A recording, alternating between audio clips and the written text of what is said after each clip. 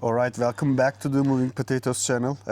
Today we are again with Giovanni, as you know Hello. from the previous podcast, but this is a post-race podcast, and the director told me to remove my glasses. Also For mine. some reason she doesn't like glasses, but we have sun coming into our eyes. That's why you will see us like this all the time. Anyways, we are now in the post-race and we are gonna get the feelings of Giovanni after the race. I'm sure you are all curious what happened to Giovanni. But one thing that you see is missing in this podcast is what was the name of the biscuit? Baiocchi microphone. Baiocchi, because high carb Giovanni finished all of it during the race. More or less, yes. Post-race, first feelings, how did it go for you?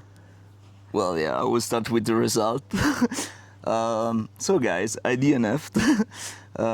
My race finished at kilometer 83 with almost 5,000 meters of elevation gain. I was DNF'd, eliminated because I didn't make it on time on one of the cutoffs during the night.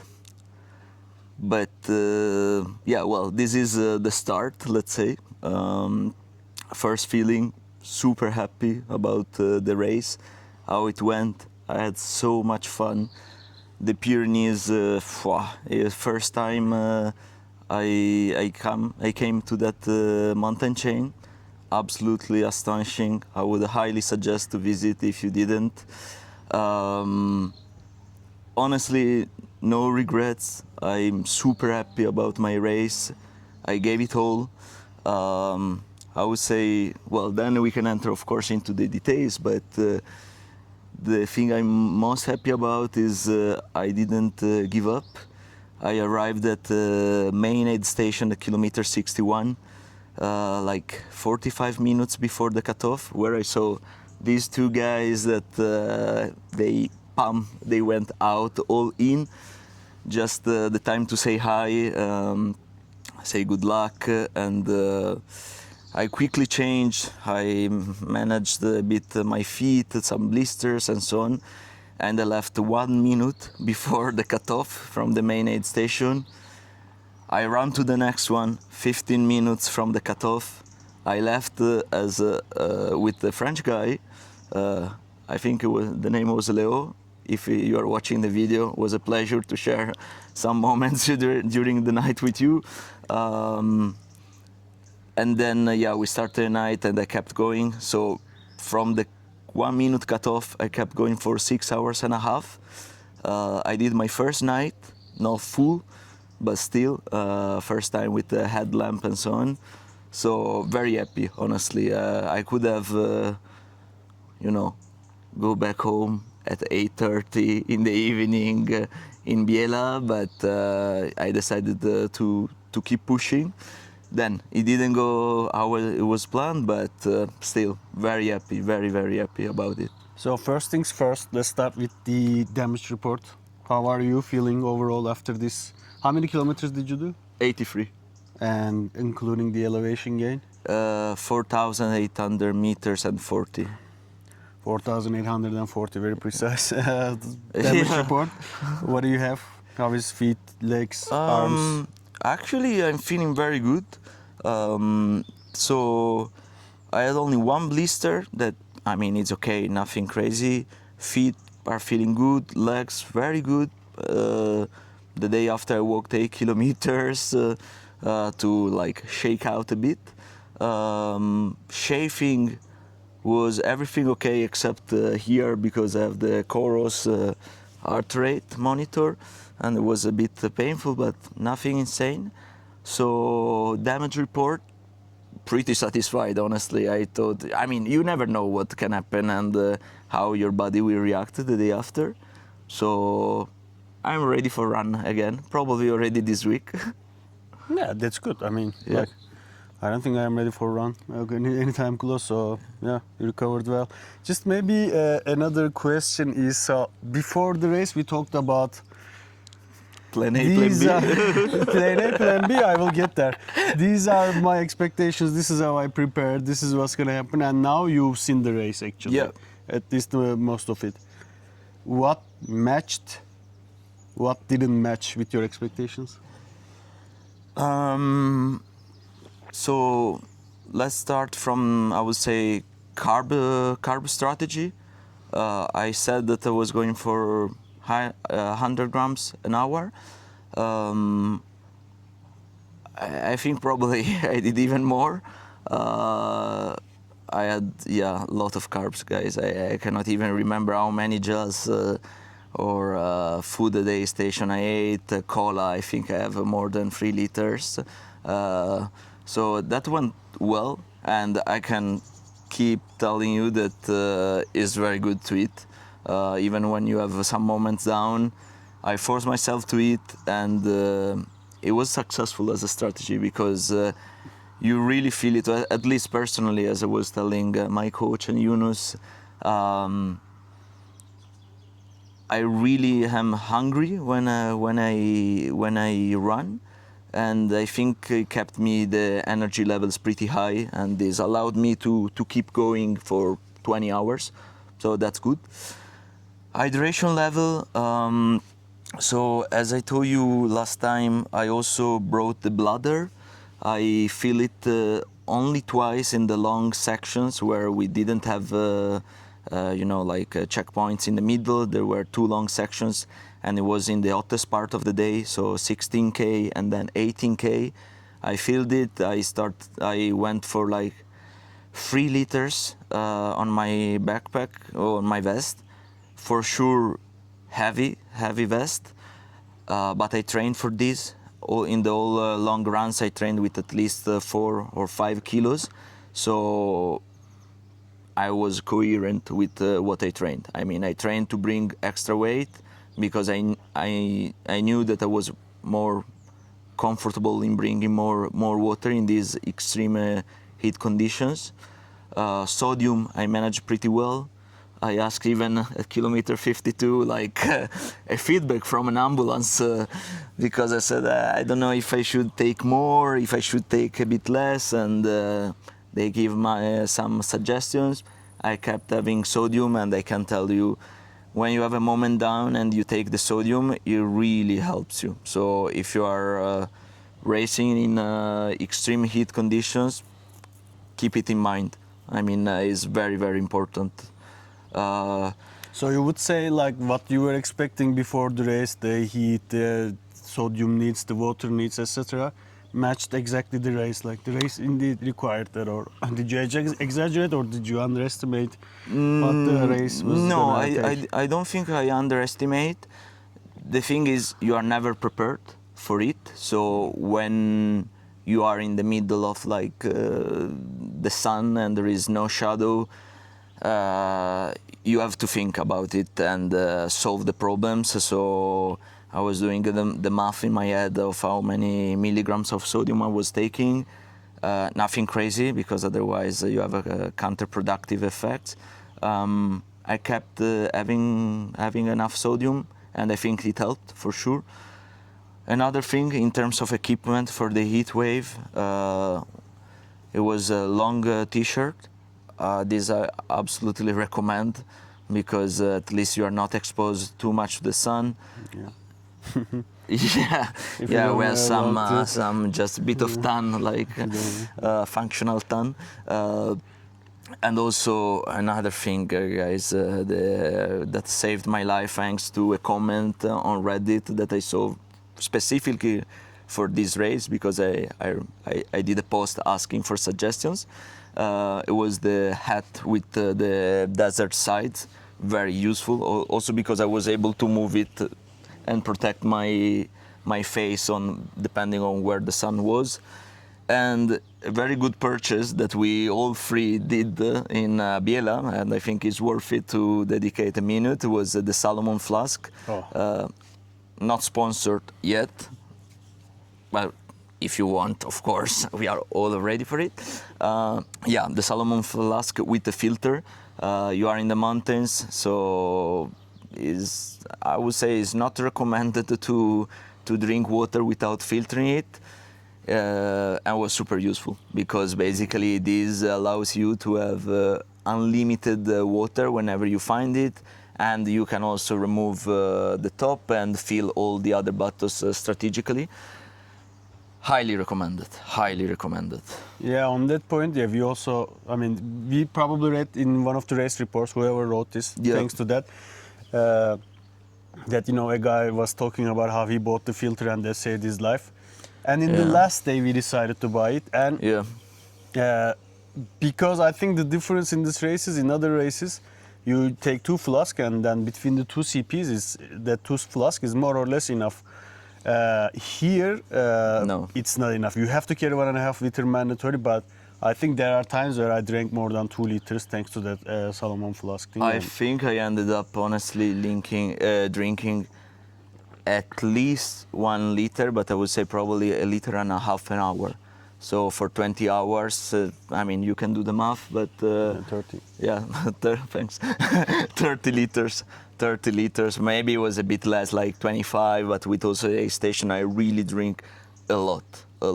And yes, guys, I mean, everyone manage also the liquids in a different way.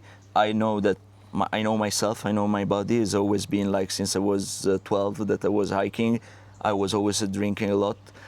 For me, this was mandatory. I know that this comes with extra weight, but I was feeling much more comfortable in keep drinking and trying to keep some level of performance rather than collapsing at 2,500 meters for the heat. Yeah. So on the physical aspect of the race, like we talked before in the previous podcast that yeah, you live in Luxembourg, there is no mountains, etc. Yeah. Can you adapt to the mountains? How and what did you feel in the race? Like the uphills, the downhills, the altitude? What can you say? So I would say that in terms of preparation, I would say that I was super happy because until kilometer 75, I didn't have any pain.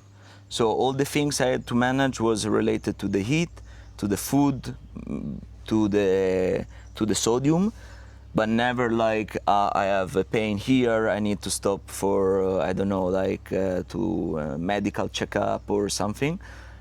So that was very good. I think the demonstration is that although, of course, if you live like in London, in Milan, in a city, it will be even a different preparation. I can talk about mine in Luxembourg, where we don't have mountains. We have a bit of trails where you can do elevation. I mean, you can do a lot of elevation in the long hours. Otherwise, you cannot do 1,000 meters of elevation in 2 hours. It's almost impossible. But we managed very well. At the end, the preparation for me worked very well. Even uphill. Don't try to run uphill, guys. Just so stupid. Use the poles. Find your pace. Consistent, like, and keep going. And then when you can run, you run. Mainly downhill because there were no flat sections, basically. One thing that you cannot really prepare for, and this is not because there was a lack in the training program, it just, I mean, you have to adapt with the conditions you have, is the technical trails. That was what was killed me actually at between kilometer 71 and 83 to the checkpoint. There were some rocks that were, I don't know, like 50, 60 centimeters, both uphill and downhill. And downhill, it really killed me because uphill you can use the poles and, you know, like at least the weight is balanced between both legs and both arms. Downhill, at one point you have all your weight on one leg, and it's a lot. Also, I'm 82 kilos, so it's not the typical trail runner physique, I would say. But the technical, I mean, yeah, you can do some training camps. So if you have the chance to go some weekends in some mountain chains, not necessarily the one you are doing the race, but even just mountains, I think it's very nice. At least you can prepare even mentally or understand what is going on. In my opinion, if you don't have the mountains, the gym can really play a very crucial role. I think you have a lot of exercise. At the end of the day, yeah, it's running, but it's also, you need strong legs. So if you are not coming from the gym, I highly recommend to invest at least a bunch of euros in a kettlebell, maybe at home, and doing some step downs, as I already mentioned last time, or the stepper, or whatever. But try to simulate more or less the conditions. Unless you're living in the mountains, in any case, you cannot prepare like a pro, but you can still do a lot. So, yeah. So one thing I think we also talked before the race was like everybody's aware of uphills, how hard they are, and you know there are like in this race 2,000 meter climbs, 1,500 meter climbs, etc. But we said like the race is generally for winners and for also, you know, back of the peg runners like us, is determined in the downhills, which is very hard to train for, and we had very long downhills. How did you feel in the downhills, and you know, what do you think about the downhills? And so how did you prepare? it depends, because for example, I had the very down phase from kilometer 32 and 40, and from 40 to 47 was downhill, and it was runnable. If you have the chance, you have to run, in my opinion. You are never maybe ready, or I mean, you are not feeling fresh, but you have to push yourself in saying, okay, I go faster in these sections because you can save a lot of time. So there I had the chance to run, and also between kilometer 52 till 61 to the main aid station, I was already knowing that I was a bit late. It was 9 kilometers with elevation loss of, if I well remember, of 800 meters. And I run really at a pace 6:30, 7:30, so pretty fast for myself at least, or for an ultra, consider all the kilometers and so on. So when you have the chance, you have to run. But then the problem comes with the technical downhills. There, running is impossible, or at least, well, if you look at the pro, yeah, they do crazy things. Congrats to them, really impressive. But for me, it was not even something I could do it. It was too much. I think at the end of the day is a matter of managing, no? So be humble, understand when you can push. Even running uphill is possible. It depends on what uphill we are talking about. If you cannot, use the poles, find your pace, keep walking. If it's flat, run. If it's runnable downhill, run. And then with the technical sections, I think you just have to a bit surrender to the mountains and adapt to the part. Yeah. And maybe related to downhill, but more in general, this is a specific question that I think a lot of people are suffering, but nowhere you can find the answer because the brands don't show it, or like, you know, we don't see it on TV. And you said it before, for people like you and me, which are heavy runners, and they still want to do ultra running. Like if you look at the all of the ultra runners, they are 50-60 kilograms, and I would say 85% of male population at this that do running in the world is much heavier than them. And I am on the other extreme of heaviness. So how did you balance that? Like, what would you suggest for race like this to be the preparation, or where did you see if there is any disadvantage? Personally, I felt in this race that, okay, I need to lose 10-15 kilograms, which will never happen because, like, you know, my legs are getting too much beating. But do you see any disadvantages for you? No, it's just like, yeah, I have the power thanks to that heaviness as well. I mean, everyone has a different genetic. I know that I cannot go to 60 kilos. I lost for sure a bit of kilos, so I tried in the last month. Also because, in my opinion, if you are heavy, unless you are really, really overweight, then I would suggest maybe, okay, it's very good for your health in terms of joints, muscles, and for the benefit of the race, I would suggest, if you can, try to lose a bit of weight. I don't think we are overweight, it's just our genetic. We are also more than 180 centimeters, so and tall enough, I would say. But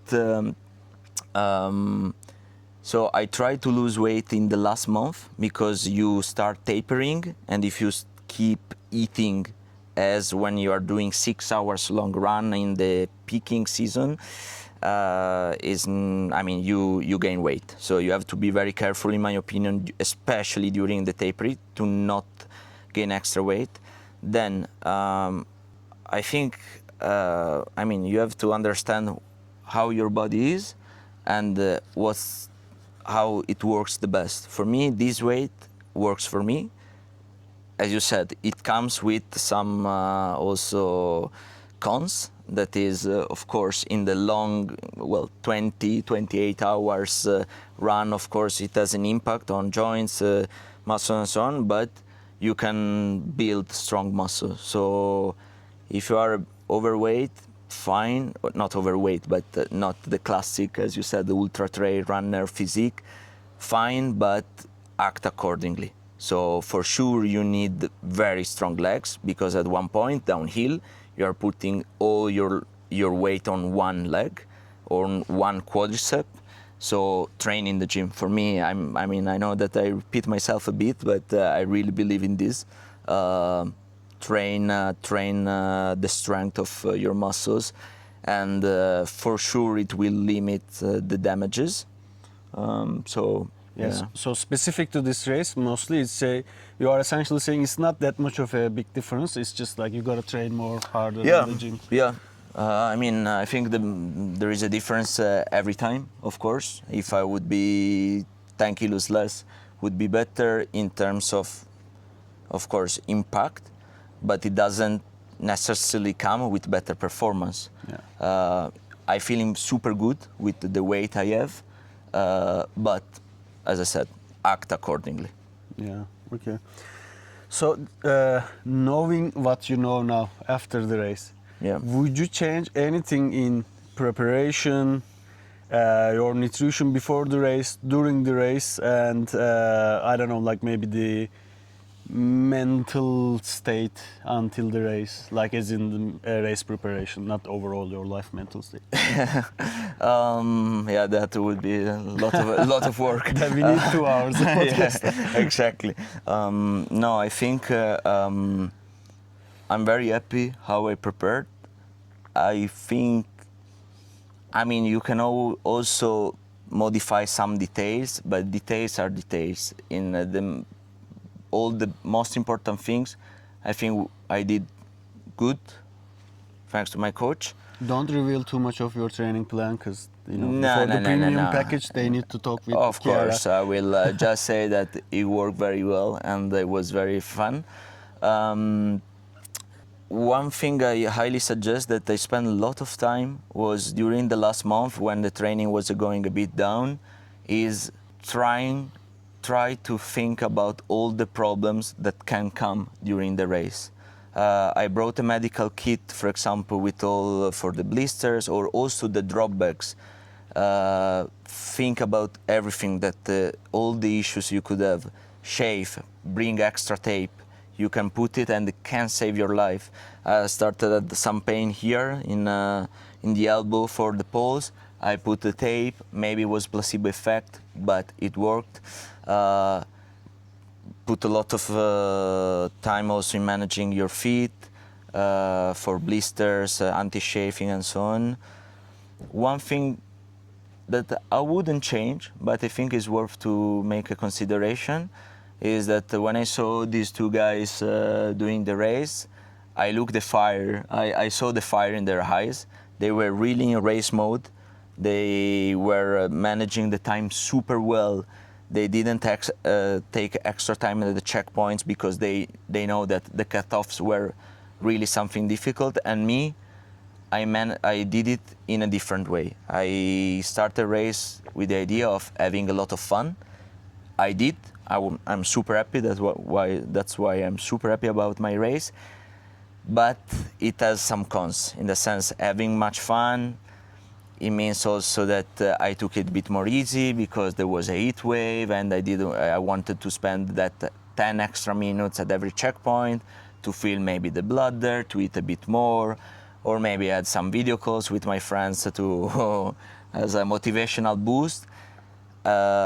In a long run, then this maybe translate in 1 hour that you lose or 1 hour and a half that you lose.